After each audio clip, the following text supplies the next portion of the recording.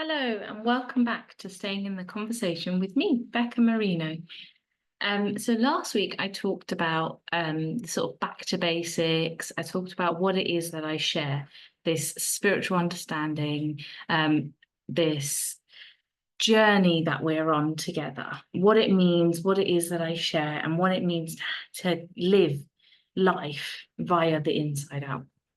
And today, what I want to touch on is something really practical, something really mundane and everyday, and something just really, really human. I want to touch on that human side because I know for me, I love that, wishy-washy, airy-fairy side of the spiritual journey. But let's face it, we're human. We're here having a human experience. And so today's topic is in sickness and in health. So at times we get sick, we don't feel well, we get under the weather, we have a headache, we have a cold, we have other things, other ailments, chronic sickness, long-term sickness, all these things that illnesses, disease, asthma, epilepsy, all of these things that are part of being human. And it's almost like, well, how does this spiritual understanding change any of that? How does this being on this journey, knowing that we work from the inside out, how does that then benefit our lives when we've got a headache? So I'm about to tell you my version of it. So what I see around this and knowing this understanding, knowing that I work from the inside out, what the way I see it is that it's like a race, or like a starting point, like a race or an entrance to a supermarket, whatever it is, anything that can have a starting point. So a race has a starting point and a finish line. It has both. It has a beginning and an end. A book, it has a beginning, a middle, and an end. Some supermarkets have an entrance and an exit. It's two separate things. And so for us as human and spiritual beings, we have a starting point. And it's not as black and white as starting and finishing, kind of like a entrance and exit of a supermarket or the start and end of a race, because life isn't a race. So it's not as black and white as that. But what it is that our starting point from where we start from is that we are this infinite power. We are this spiritual being, and we have the potential to shape our life, to create our life, to see things from a different perspective that we've always seen it. We're able to have that sustainable change and thrive in this lifetime because we have the allness of everything on our side, because we are an integral part of the allness of that power. We're one with that power. So when we get a headache or the flu and we're completely wiped out and we're feeling no way connected to that power because something so human, something so normal like a flu has just wiped us out. And it can almost set you back to square one and be like, well, what's the point in any of this? What's the point in this journey? What's the point in this spiritual exploration if all that's going to ever happen is I'm going to still be human, still get ill, still feel pain, still feel hurt, still feel discomfort and feel these human feelings? What is the point of this spiritual journey? And the way I see it is that we are here, we deliberately came here to have a human experience. You wouldn't go to a movie and watch just somebody having a perfect life. They get up, they have, they've got all the money they need, so they don't even need to go to work. They get up, they go swimming, they come home, they get up, they go play another sport, they do something else, they do something fun, they bake, they go home, they go to bed, and everybody lives happily ever after, always and forever for 2 hours. Nobody's going to sit and watch that movie. the whole point of a movie is the experience, the ups and downs of the characters, you know, nearly dying or nearly falling in love or whatever it is, whatever genre of movie you're watching. The whole point of that movie is the drama in it. And so our lives have that same thing, not drama as such the same way in a movie of, you know, people getting murdered, you know, although we do have that in our world. It's nicer when that bit isn't in our direct world and our direct life. So in our lives, being human, we get to feel all of these emotions. We get to feel happiness and sadness and health and sickness. Because if we never experienced the opposite, we wouldn't know what the other thing felt like. One analogy that springs to mind and conversation that I had with a 6-year-old was she said to me, oh, you know, Becca, why is there sadness? Like, why can't we just be happy all the time? Why can't there just be happy? And I said, my response to her was something along the lines of, if there was just happy, if happy was all there was and we had nothing else, we wouldn't know that we're living in happiness. We simply wouldn't know because it'd be the only thing there is. And if there's only one thing, there's nothing to compare it to. She said, ah, yes, that makes sense because it would just be is. I was like, exactly. It would just be is. There would be no feeling, no emotion, nothing, no humanness to it. We would just be is. There'd be no story to tell. There'll be nothing to complain about. There'll be nothing to compare. There'll be nothing there. There's no experience then. There's no story to tell. We just is. And that isness, that's where we came from. We're an integral part of that power, that energy. And then we delve into this world of duality and we get to see the two, the comparison. We get to see the grass is greener on the other side. We get to see, well, actually, maybe it isn't.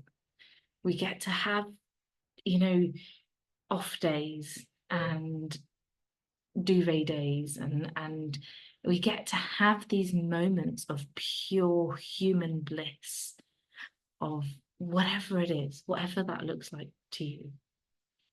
And how this understanding helps me navigate my life is knowing that I can never be disconnected. Knowing that connection is forever there, it's forever mine, it forever is me. It just is. It doesn't change because I've got a cold or a headache or I feel a bit dizzy. None of that changes. That connection isn't severed. That connection cannot break, cannot die, cannot change. It's there. It's like when we're sick or not feeling great emotionally, physically, mentally, whatever kind of way that we're not feeling great, if there's just that not great feeling, that link between us and the formless realm, it's just a bit foggy. There's a bit of mist covering that link, that connection. And then once the fog and the mist clears, we see it again. So it kind of feels like I'm connected, now I'm not. I'm connected, now I'm not. But really what's happening is that connection is forever there. It cannot break because it is you. It's the same that a glass cup is made out of glass. It's made out of that material. And we call it a cup, or we call it a glass, or we call it a window, because windows are also made out of glass. But its starting point is glass. That doesn't change. You can't take the glass out of the cup. and you can't take the glass out of the window. It will always be glass. The same way you simply cannot take the spiritual out of the human. It's just not possible. We are one and the same. You can't take the human out of the spiritual. You can't take the spiritual out of the human. We are connected. And when that human part goes, when our human, because it's the form, it has limitations, the human form, the human body.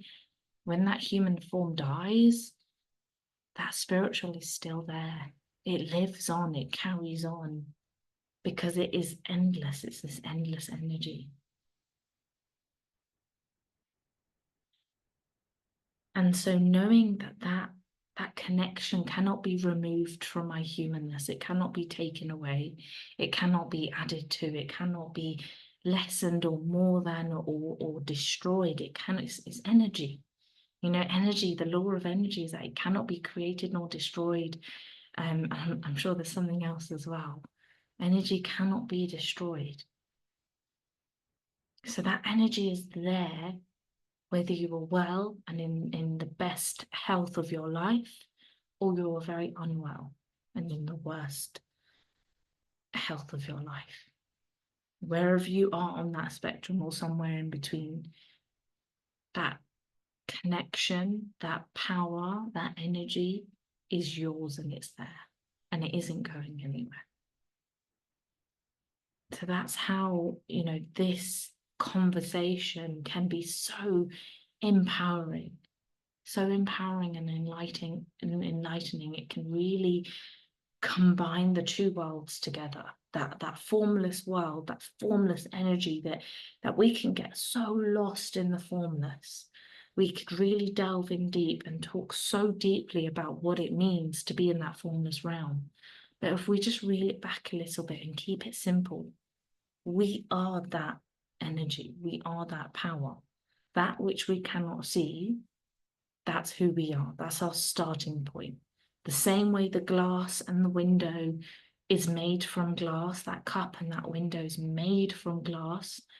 If you take the glass out of it, it's no longer there in the form. It's not going to be a cup and a window anymore, because you cannot, it's just not possible to remove the glass from that cup and it still be a cup. It's not possible. And it's the same for us as humans, trying to remove that energy, trying to remove that spiritual, that connection.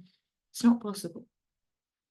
So from what I talked about 2 weeks ago with thought creating our reality, we can think that we're disconnected.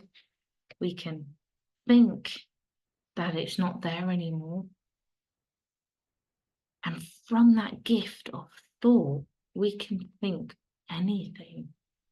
We can think sickness is the only way. We can think we are never going to be healthy. We can think getting sick is not good. We can think getting sick means I need to rest. We can think whatever we want. And what really, really helps me in knowing this is that it's all made up. And if I'm seeing something, experiencing something that isn't serving me, that isn't helping me, I can just think something different. I can just choose to see it in a different way. If I'm unwell, I can think, oh, this isn't good that I'm unwell. I can't miss work. That's not good. Or I can think, look, my body is clearly telling me something. Let me listen to it and have a rest.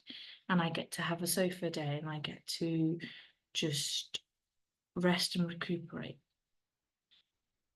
And then it's not, you're still physically uncomfortable, but then you're not emotionally uncomfortable. So right there and then, the experience of the situation is different, because you can be in the same situation, you can be under the same circumstances being ill, but you can have a completely different experience. You as the same person, different people can be in the same situation, but experience comes from the gift of thought. How we experience something comes from that. So anything on a human practical level, anything can be experienced differently. So when I talk about you have the power to create your reality, that is what I mean. Because your reality, your experience of reality is coming from your thinking. And if you just make this little decision to think differently or be open, even just open to think differently about something not serving you, it will make the world of difference. Like,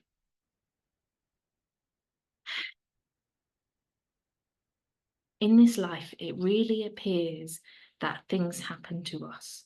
And all these things are just happening and happening, and we have no control over them. So we stand up and we, fight for change and fight for peace and try and gain some sense of control and order in our lives. But we're going about it in the wrong way. We're all rearranging the furniture on the Titanic. That ship is sunk, it's gone. Rearranging the furniture isn't going to change anything. It would be a matter of fixing the boat. It'd be a matter of starting from those engines, from wherever there's holes, patching up those holes, getting the water out. It'd be from that, from the core, from the crux of the problem. And so the crux of our problem, if there is a problem, as a the human condition, is that we have thoughts. We have this gift of thinking, and we can think and overthink and create and recreate what reality is. And we get, we process information, and we process so much information. So we take in all this information, and then we relay it to ourselves, what that means and what this means. And what does it mean if you miss work 5 times? What does it mean if you miss work once? What does it mean if you're sick 6 times in the year? What does each individual thing mean? And there's so many things in this human spiritual world. We go into overload and overdrive, and we don't know which way to go. We don't know which way is up and which way is down, because we take life on as face value. This is what life is. Life is serious, life is real, and we have to just face facts. And that's not a world I live in. That's not what this spiritual journey is about. I am not blind to the things that are happening in the world and in society. I'm not blind to that. But the way we've gone about it as a society, as humans, it isn't going to change if we carry on in that direction. The way it's going to change is by more people waking up to what is true, waking up to the truth of their spiritual nature. And that could be via this understanding, the 3 principles, the inside out understanding, through religion, through something else that I don't know of, whatever it is, it doesn't matter. What matters is that more and more people are waking up to their truth. There isn't one undeniable truth of all truths. But the more people that wake up to the truth, that make the truth that makes the most sense to them, that gives that shows them, not gives them, but shows them their own peace of mind, because we are all born with peace, love, and wisdom. We are all born as that.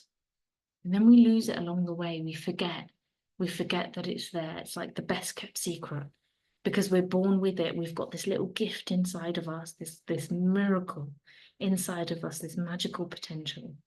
And then we go and we take on all these perceptions and ideas of how life should be, what age we should have children at, what age we should get married at, what sickness means, what health means, what wealth means, what all of these things mean. We take them on, we take on other people's ideas, we take on other generations' ideas. And I'm not saying any of this is a bad thing. I'm just saying that's what's happened in life, in society, in all these societies and all these generations that have gone down and down and down to where we are now in 2024. This is what's happened. We've believed life working the other way around. We've believed it working, that it rains, I'm sad. I'm sick, I'm sad. I miss work, I'm pissed off. We've believed that's the way it goes. The other way around. We get a thought, we get a feeling. There's a thought that pops into our head, it generates a feeling inside of us, and then that's the reality we see out in the world. It is that simple. And I can talk and talk for hours on this thing, this formless energy, this psychological system of how we work, how we see life, how life gets interpreted via the gift of thought. I can talk for hours and hours. But the simple fact in one sentence is that a thought pops into our head. It generates a feeling within us, which then creates the reality we see. Without that magical gift of thought and consciousness, we wouldn't experience. We'd go back to the isness, we'd go back to it just is. There would be no feelings, there would be no opinions, there'd be no judgment. We have feelings, opinions, and judgments because we are human. All of it is a gift. Sickness, health, happiness, sadness, frustration, joy, excitement, anger, all of them, love, hate, all of them are a gift because one cannot exist without the other. And so there you have it, in sickness and in health. This conversation is practical under every single circumstance. And, this is an exploration. This is your journey. Make it yours, make it unique. And I hope to see you again in the next episode, which is in 2 weeks' time. So I'll see you then. If you've got any questions, please feel free to comment below.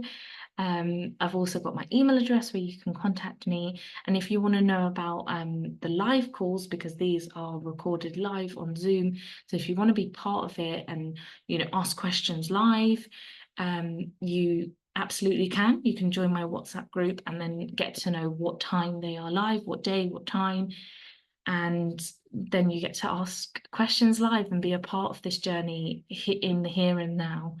And if you have any questions, you've got any topics you wish me to talk about, my biggest forte is childcare, parenting, and all things children.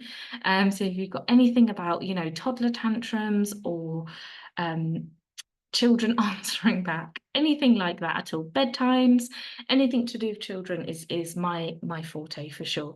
So if you've got any questions regarding the practicalities of parenting, please feel free to email me or contact me on my mobile number, which is below this video.